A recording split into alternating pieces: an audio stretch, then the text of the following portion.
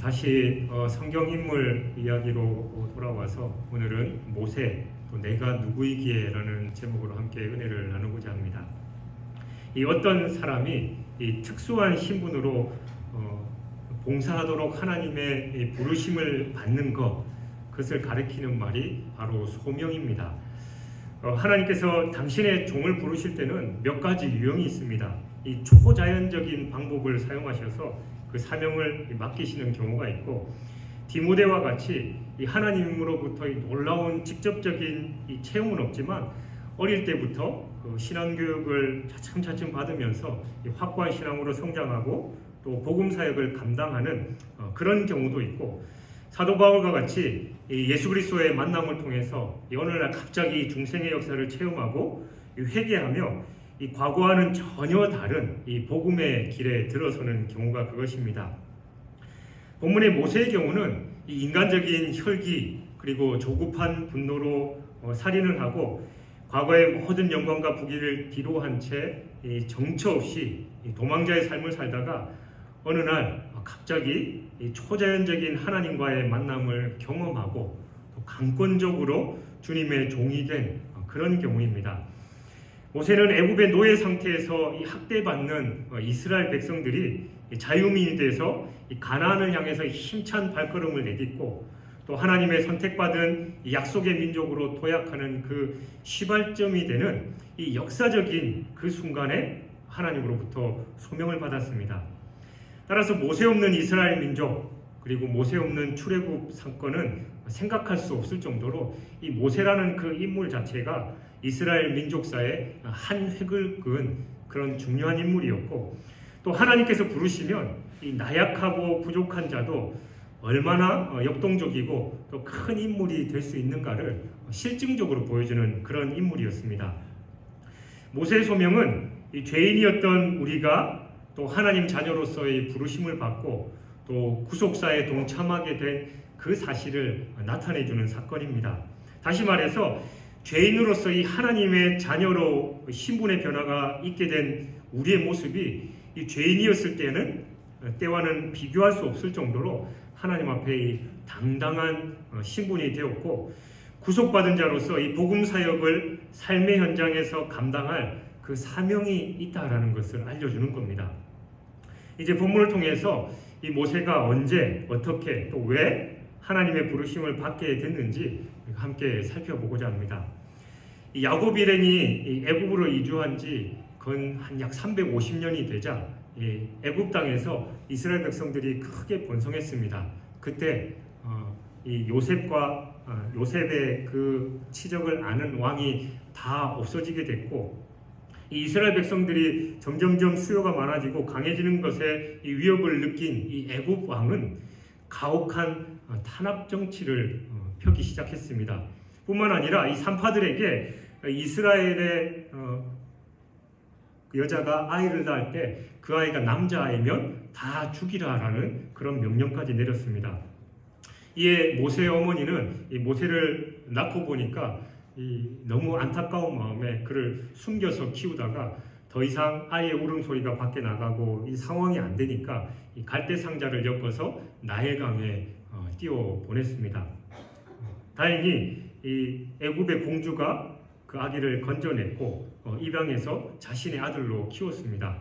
이렇게 모세는 이 궁중에서 이 바로의 딸의 아들로 자라났었는데, 그 어머니 요게벳이 또 지혜를 발휘해서 그 누이를 보내서 그 엄마가 직접 유모로 모세를 궁중에서 그렇게 키울 수 있는 그런 상황이 됐습니다. 그 덕에 겉모습은 애굽 왕자로서 모세가 살아갔지만 이 자신의 정체성을 분명하게 인식됐고, 이 고통받는 동족들을 위해서 자신이 해야 될 일이 무엇인지를 늘 고민하고 자랐던 모세가 애굽인이 히브리인을 학대하는 그런 광경을 목격하게 됐습니다. 모세는 그 애굽인을 쳐 죽이고 원수 갚는 거, 그게 바로 하나님께서 자기에게 맡기신 그 사명이라고 생각했습니다. 그러나 이 산일이라는 극한 행동으로 인해서 그는 두려움 때문에 겁에 질려서 미디안 광야로 도망칠 수밖에 없었고, 미디안 광야 이 40년 동안 결혼도 하고 또 두 아들의 아버지가 되고 또 장인인 그 이드로의 목자로서 생활하는 그런 평범한 인물로 살아가게 되었습니다. 모세는 40세가 되던 해에 이 화려했던 애굽의 왕자로서의 삶을 이 살인이라는 일순간에 그 사건으로 다 청산하고 정처 없이 이 미디안 광야를 40년 동안 떠돌면서 도망자이고 방랑자의 신세가 되었습니다. 그에게서 과거의 영광과 명예를 과시하고 또 동족을 걱정하는 고뇌조차 찾을 길이 없는 참 안타까운 그런 모습으로 살고 있었습니다. 어떤 면에서 이 모세의 현재 모습은 이 과거 그의 섣부른 행동과 또 생각에 대한 후회와 고통의 순간이 다 지나가고 그저 인생 무상, 인간의 나약함을 절감하는 가장 낮고 낮은 그런 상태에 있는 것입니다. 이는 모세가 미디안으로 도망친 후에 40년 만에 터득한 인간적인 깨달음이었고 영적으로는 하나님께서 모세를 이 미디안 광야로 내몰고 훈련시키는 그런 과정이었던 겁니다. 애굽의 왕자로 살아가면서 무엇이든지 다 할 수 있었던 것만 같았던 그 모세는 광야에서 40년 동안 자기는 아무것도 할 수 없고 난 너무나도 낮고 비천한 자다라는 것을 철저하게 깨닫는 그런 시간이었죠. 바로 인간적인 모든 것을 체념하고 포기한 그 순간에 하나님께서 모세를 찾아오셨습니다. 모세는 자신의 힘과 혈기를 믿었던 그런 오만한 자였고 동족의 억압을 대한 그 분노심으로 폭력을 행사하던 성급한 분노자였지만 광야 생활 동안 낮아질 대로 낮아진 겸손한 자가 되어 있었습니다. 이와 같이 인간적인 자랑과 힘을 완전히 포기한 상태에서 바로 하나님의 역사가 시작됩니다. 하나님은 겸손한 자, 또 하나님 앞에 자신을 부인하고 또 하나님의 도우심을 구하는 그런 사람에게 인도의 손길을 내미시는 분이십니다. 성경에 나오는 위대한 인물들의 공통점이 있다면 모두가 다 하나님 앞에 철저하게 자기를 낮추고 겸손한 사람이었습니다. 야고보서 4장 6절은 우리에게 이렇게 말합니다. 하나님이 교만한 자를 물리치시고 겸손한 자에게 은혜를 주신다. 그러므로 우리가 하나님의 은혜를 받는 비결은 바로 이 겸손함에 있다라는 것이지요. 하나님이 모세를 호렙산 떨기나무 불꽃 가운데서 부르셨습니다. 이 호렙산은 훗날에 모세가 하나님께로부터 십계명을 비롯한 모든 율법을 받은 산이었기 때문에 여호와의 산이다라고 불리기도 합니다. 떨기나무는 이 호렙산을 중심으로 해서 이 시내 광야에서 흔히 볼 수 있는 이 아카시아 종류의 이 가시 덤불을 가리킵니다. 이 떨기나무는 이 우람하고 아름다운 다른 나무들에 비해서 너무나도 초라합니다. 이는 애굽에서 종살이하는 이스라엘 민족의 이 비참한 상황을 상징한다라고 볼 수 있습니다. 그런데 모세는 이 떨기나무에 불이 붙어 있었지만 떨기나무가 전혀 타지 않는 놀라운 광경을 목격했지요. 이건 다름 아니라 이스라엘 백성이 이 애굽의 학대와 순환에도 불구하고 이 하나님의 보호하심으로 인해서 결코 망하지 않는다라는 것을 보여주는 상징입니다. 바로 이런 불가사의한 광경 속에서 오늘 본문 앞에 4절 5절을 보면 하나님께서 모세를 2번 부르시면서 그가 선 곳은 거룩한 땅이니까 신을 벗으라 라고 명령하셨습니다. 하나님께서 모세를 2번 부르신 것은 이 인간에 대한 하나님의 깊은 사랑과 또 자비를 나타낸 것일 뿐만이 아니라 그만큼 지금 사태가 급박함을 알려주시는 겁니다.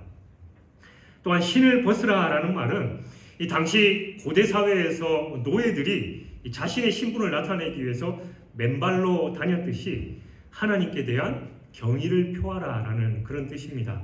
즉 하나님 앞에 이 인간은 비천한 존재이니까 창조주이자 전능하신 하나님을 인정하고 하나님께 순종하라 라는 그런 의미를 내포하고 있습니다. 그와 더불어서 하나님은 이스라엘의 조상 하나님이시다라는 것을 밝히십니다. 이것은 이스라엘 자손이 다른 이방신이 아니라 천지를 지으시고 또 이스라엘 민족과의 언약을 성취하신 하나님의 부르심을 받고 또 출애굽해서 장차 이 역사와 또 우주의 구원이 이루어질 구속사 그 자체를 암시하는 그런 말입니다. 모세의 소명은 이처럼 하나님의 초자연적인 방법으로 이루어졌고 또 그 가운데서 고통받는 이스라엘 자손에 대한 구원 계획이 암시되어 있으며 장차 하나님의 구속사에 이 모세가 한 축을 담당하게 될 것임이 그 안에 잘 나타나 있습니다. 이 구속의 역사가 영적 이스라엘 자손인 오늘날 우리에게까지 그대로 전해져 왔습니다. 하나님께서는 떨기나무 불꽃 가운데서 모세에게 역사하셨듯이 바로 독생자 예수 그리스도의 십자가 사역을 통해서 우리의 구원을 성취하셨고 또 보혜사 성령을 통해서 지금도 역사하고 계십니다. 그런 면에서 성도들의 구원은 초자연적이고 놀라운 하나님의 구속의 역사인 것이지요. 내가 내 발로 교회에 와서 예배드리면서 하나님을 믿는 것 같지만 그 모든 섭리가 하나님의 섭리였고 하나님의 강권적인 역사였다라는 겁니다. 하나님께서는 이미 이스라엘 자손이 애굽에서 고통받는 그런 상황들을 잘 알고 계셨습니다. 하나님께서 과거 아브라함에게 이스라엘 자손이 이방에서 객이돼서 그들을 섬기겠고 그들은 400년 동안 이스라엘 자손을 괴롭히게 될 것이다 라고 이미 말씀하셨지요. 이것은 이스라엘의 현재의 고통이 하나님의 섭리 하에서 진행된 사건임을 잘 나타냅니다. 그렇지만 이스라엘의 고통은 끝이 없는 영원한 고통이 아니라 그 끝이 결정되어 있는 유한한 것이었습니다. 창세기 15장 14절에 따르면 고통의 순간이 하나님의 개입으로 끝이 나고 이스라엘 백성은 큰 재물을 이끌고 그 섬기는 나라 즉 애굽에서 나오게 될 계획이 이미 하나님의 섭리로 예정되어 있었던 것이죠. 그리고 우리가 알다시피 출애굽할 때 이스라엘 백성들은 많은 재물을 이끌고 나오게 됐습니다. 바로 이 출애굽 계획이 오늘 8절에서 내가 내려가서 또 건져내고 인도하여 라고 언급되어 있듯이 그 실행자가 다름 아닌 하나님 자신이었음을 분명하게 나타내 줍니다. 그 모든 것이 바로 하나님의 계획과 섭리 아래 있다라는 것이죠. 이 계획을 수행함에 있어서 하나님께서 모세를 대리자로 지정하셨습니다.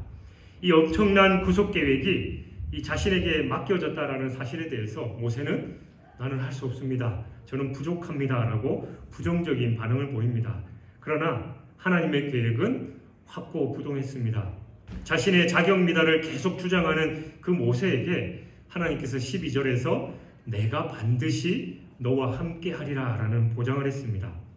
그러니까 하나님께서 함께 하신다라는 것 그것보다 더 큰 완전한 보장은 있을 수 없습니다. 사실 출애굽 사역의 주역이 모세가 아니라 하나님이시고 이 전능하신 하나님의 보장은 그 어떤 것보다 확실한 겁니다. 그러므로 모세가 할 일은 오직 하나님을 의지하고 하나님 말씀대로 그냥 행하면 되는 것이죠.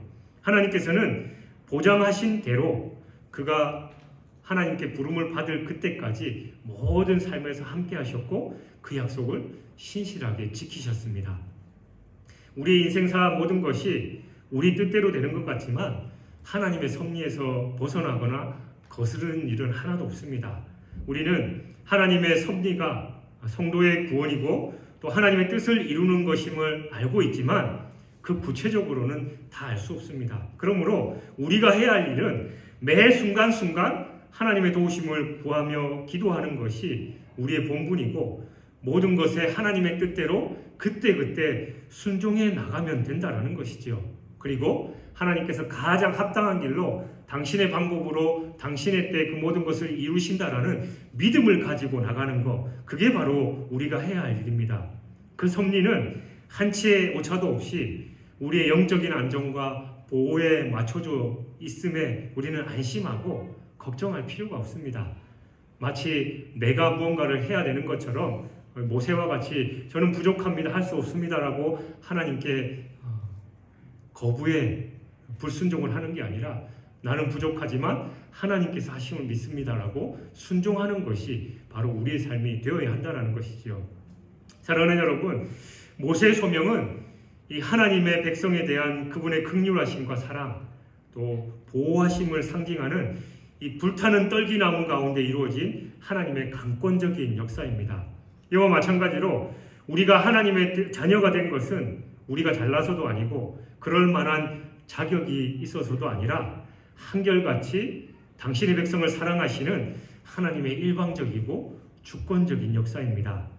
하나님께서 함께 하신다라는 영적 보장은 이 당시 모세에게뿐만이 아니라 임마누엘 예수 그리스도와 보혜사 성령을 통해서 지금 이 시간 우리에게도 주어져 있는 것입니다. 또한 모세처럼 위대한 신앙인물은 아니지만 하나님을 모르는 자에게 영적인 가난안, 즉 복음으로 이 어두운 이 세상을 출애굽시킬 막중한 선교의 사명이 우리에게 주어져 있다는 겁니다. 그 부르심에 순종으로 반응하는 여러분이 되시길 주님의 이름으로 축원합니다. 하나님께서는 당신의 백성의 고통을 그 누구보다도 잘 아십니다. 때문에 하나님은 가장 적절한 시기에 신음하고 절망하는 당신의 백성을 위해 놀라운 구원 계획을 이루십니다. 그리고 이러한 구원 사역의 일환으로 매 기회마다 당신의 특별히 선택하신 그 한 사람을 준비하십니다. 구약시대 모세가 바로 이렇게 해서 쓰임을 받은 가장 대표적인 인물입니다. 하나님께서는 애굽 궁중에서 40년 동안, 그리고 미디안 광야에서 40년, 또 80년 동안 이 모세를 훈련시키셔서 마침내 그를 이스라엘의 지도자로 부르셨습니다. 여기서 모세를 부르신 하나님의 의도는 분명했습니다. 모세를 통해서 당신의 백성 이스라엘을 애굽의 압제로부터 해방시키고 그들을 가나안 땅으로 인도하는 것입니다. 주목할 것은 이러한 모세의 역할이 장차 이 구세주가 되실 예수 그리스도 사역을 예표한다는 거예요. 모세가 이스라엘 백성을 애굽에서 구해낸 것처럼 예수 그리스도 역시 우리를 죄악 가운데서 구원해 주셨습니다. 그리고 모세가 하나님과 이스라엘 백성의 연결고리가 된 것처럼 예수 그리스도께서 십자가에서 죽으심으로써 우리의 모든 죄를 해결하시고 하나님과 우리의 참 중재자가 되셨습니다. 그래서 하나님께서는 오직 중보자 대신 이 예수 그리스도를 통해서만 죄인인 우리들과 교제하시고 또 우리 죄인들을 구원하신다는 것이지요. 또한 모세는 인도자로서 출애굽에 이어서 가나안 땅에 들어가기까지 이스라엘 백성들을 인도했듯이 예수님은 우리 삶의 참 인도자가 되셔서 세상 끝날까지 우리와 함께 계시고 우리를 천국으로 인도하십니다. 이 연약한 모세를 하나님께서 바로 예수 그리스도를 예표하는 그런 인물로 사용하신 겁니다. 모세는 이스라엘의 지도자가 됐지만 예수 그리스도께서는 우리 모두의 참된 지도자가 되십니다. 즉 예수 그리스도께서는 어리석은 자에게 지혜를, 약한 자에게 강함을, 또 지친 자에게 용기를 주시는 참 지도자가 되셨던 겁니다. 우리는 종종 그 예수님을 거역하고 배반하지만 그러나 예수님은 결코 변치 않으십니다. 예수님은 끝까지 우리의 해방자이고 중보자이고 그리고 인도자로서 우리를 하늘 가나안까지 사랑으로 이끌어 가십니다. 그러니까 여러분, 이제부터라도 모세를 대적한 그 이스라엘 백성과 같이 우리는 어리석은 삶을 살면 안 됩니다. 오직 우리의 참 목자 되시는 주님만을 바라보면서 믿음으로 순종하며 나가야 될 줄 믿습니다. 이 어떤 아이들이 이 친구 생일잔치에 초대를 받았어요. 그래서 여러 명이 그 친구 집을 찾아갔는데 이 골목골목 다 비슷해서 한참 헤맸음에도 불구하고 그 친구 집을 찾지 못했습니다. 그러자 이제 어떤 아이가, 꼭 그런 아이들 중에 잘난 척하는 애들 한 명씩 있잖아요. 그래서 막 뛰어가면서 야 여기야 이러면서 막 다가서 다른 애들이 우르르 갔는데 어떤 한 아이는 하도 골목길을 많이 헤맸던 터라 그 아이를 쫓아가지 못하고 그냥 터벅터벅 제일 뒤에서 걸어가고 있는데 갑자기 저 뒤쪽에서 얘들아 여기야 라고 그 주인 아이가 부르는 거죠. 그래서 제일 마지막에 쳐졌던 그 아이는 뒤로 돌아서 제일 먼저 그 친구가 반기는 그 집으로 들어갔다라는 그런 얘기가 있습니다. 다행스럽게도 세상에는 이처럼 뒤집기식의 일들이 심심찮게 일어나곤 합니다. 우리가 인생을 살아가면서 남들보다 가장 뒤늦게 뒤처져서 가는 것 같지만 하나님께서 뒤로 돌아가 하면 꼴찌에서 1등으로 바뀌는 것이지요.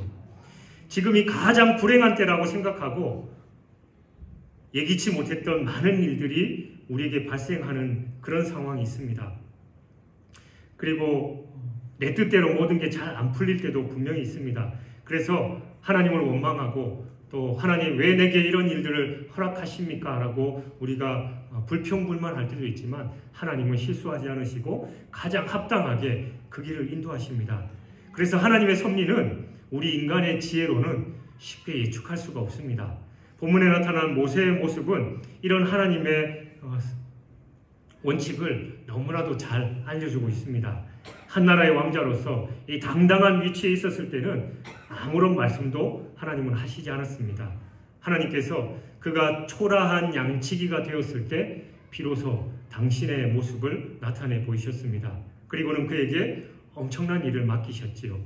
애굽으로부터 히브리 민족을 구해내라는 명령이었습니다. 세상에 애굽 왕자라고 해도 이 될까 말까한 이 일을 양치기가 어떻게 할 수 있다라는 말입니까? 하나님께서는 도대체 이 상황 파악이 그렇게 안 되실까라고 우리는 의구심을 가질 수도 있습니다. 물론 아니지요. 하나님은 인간의 속성에 대해서 그 누구보다도 잘 아시는 분이십니다.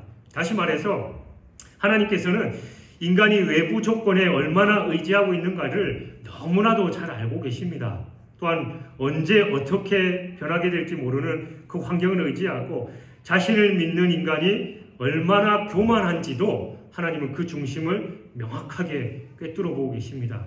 그래서 당당하고 혈기왕성한 왕자 모세가 아니라 자신도 없고 또 모든 것이 위축되어 있는 양치기 모세를 찾아가신 것이지요. 따라서 높은 학력을 소유한 사람일수록 그리고 사회에서 권력을 휘두를 수 있는 위치에 있을수록 자신을 잘 돌아봐야 합니다. 알량한 지식과 헛된 권세를 믿고 당당해야 하는 우리들에게는 하나님은 침묵하십니다. 하나님 앞과 사람들 앞에서 내세울 것 없는 초라한 존재임을 느낄 때 그때 비로소 하나님은 우리를 부르십니다. 내가 가지고 있는 능력으로 무엇을 해보겠다라는 생각은 하나님을 침묵하게 만들 뿐입니다. 그러므로 내가 누구이기에라는 그 말, 그것이 바로 우리의 고백이 되어야 합니다. 왜냐하면 외적 조건에 관계없이 자신이 초라하고 미약한 존재임을 깨달을 때 비로소 존귀하게 쓰임받을 수 있는 것이 바로 하나님의 섭리이기 때문입니다. 모세는 애굽 왕에게 가는 것을 무척 두려워했습니다. 이스라엘 백성들의 출애굽을 요구하기 위해 애굽 왕에게 모세를 보내는 것이다 라는 이 하나님의 말씀을 듣고 모세는 매우 당황했습니다. 그래서 모세는 하나님께서 시키신 일을 벗어나려고 애썼지요. 나는 적당한 사람이 아닙니다. 이스라엘 백성들은 왜 내가 그들을 이끌 사람인지 의아해할 겁니다. 나는 말재주가 없습니다. 등등 온갖 종류의 변명을 통해서 그 일에서 벗어나려고 했습니다. 마침내 변명할 말이 없게 되자 모세는 주여 제발 보낼 만한 자를 보내소서라고 간청했습니다. 하지만 하나님은 그 모세가 가기를 원하셨고 또 그렇게 하셨습니다. 하나님은 모세에게 힘을 주셨고 또 그와 함께 하셨습니다. 마침내 모세는 이스라엘을 애굽의 노예 상태에서 해방시키고 그들을 약속의 땅으로 인도할 수 있었습니다. 비록 모세는 애굽 왕을 두려워했지만 하나님께는 순종했기에 이 일을 이루을 수 있었던 것이지요. 하나님은 천사장 가브리엘이 이 불병거와 또 번개 화살로 중무장한 하늘의 군대를 대동하고 당신의 명령이 떨어지기를 기다리고 있는데도 한 사람인 연약한 인간을 애굽으로 보내기로 결정하셨습니다. 이것이 바로 하나님의 방식입니다. 하나님의 방법은 이처럼 인간의 상상을 초월하는 겁니다. 원하시는 대로, 당신이 원하시는 대로 모든 일을 이끌어 가십니다. 그러나 우리가 확신하는 것은 하나님의 방법은 항상 옳고 항상 성공하고 항상 최상의 결과를 낳는다라는 겁니다. 하나님은 종종 당신의 위대한 계획을 이루시기 위해서 기적이나 천사가 아니라 연약한 인간을 들어 쓰십니다. 하나님은 벌레같이 힘없는 우리에게 당신의 크신 능력을 쏟아 부어주셔서 넉넉히 그 계획하신 바를 이루게 하시는 겁니다. 그분은 연약한 갈대를 단단하게 하셔서 강철보다 더 큰 위력을 발휘하기도 하십니다. 전능하신 하나님께서 여러분과 저를 통해서 일하신다니 얼마나 감격스러운 일입니까? 비록 사면의 고통으로 가득 찬 애굽이 있고 기세등등한 폭군의 채찍 소리가 찢긴 우리의 마음에 내리꽂힌다 하더라도 이제 내가 너를 보내리라 하신 하나님의 말씀만 주어진다면 우리는 언제든지 출발할 수 있습니다. 바로 그 같은 명령하신 그 하나님께서 우리에게 감당할 능력도 주실 것이기 때문입니다. 그러나 중요한 것은 우리 과거의 모습으로는 쓰임받을 수 없다는 사실입니다. 하나님께서 모세에게 내 발에서 신을 벗으라 라고 명령하셨지요. 신은 이 죄악에 물든 우리의 온갖 더러운 행위와 성품을 상징합니다.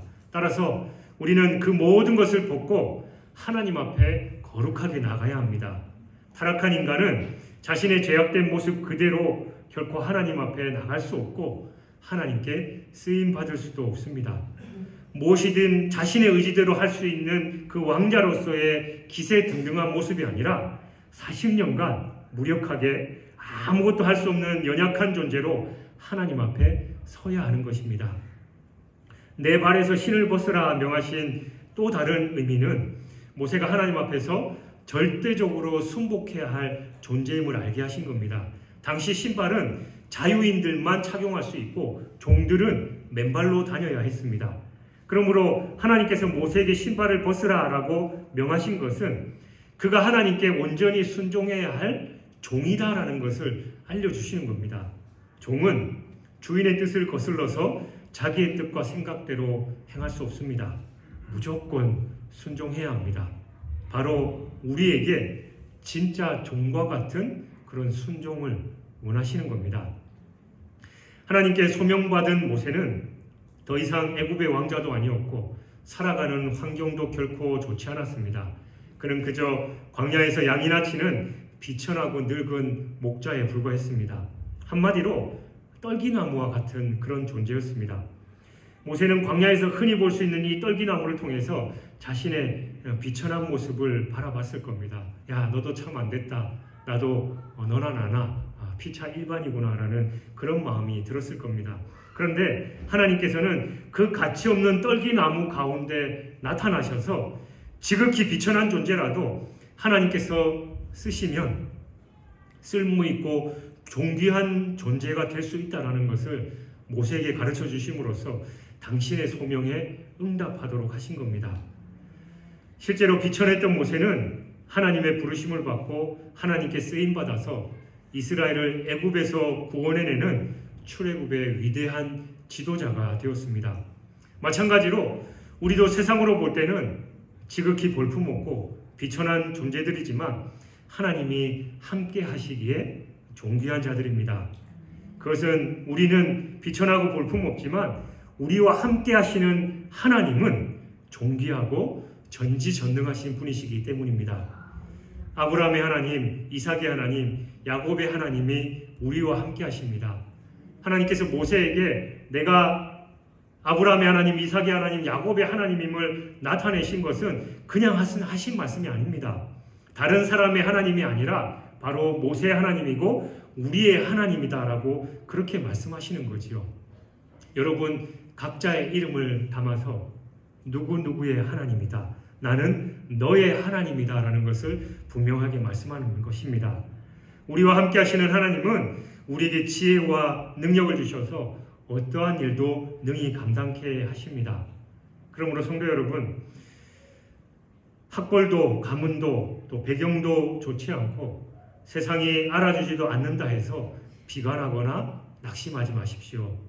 우리에게 하나님이 함께 하시는 한 우리는 존귀한 자이고 능력 있게 하나님의 일을 능히 감당할 수 있습니다. 우리는 비록 나 혼자서는 아무것도 할 수 없는 존재이지만 하나님께서 함께 하시기 때문에 모든 일을 능히 감당할 수 있다는 것이죠.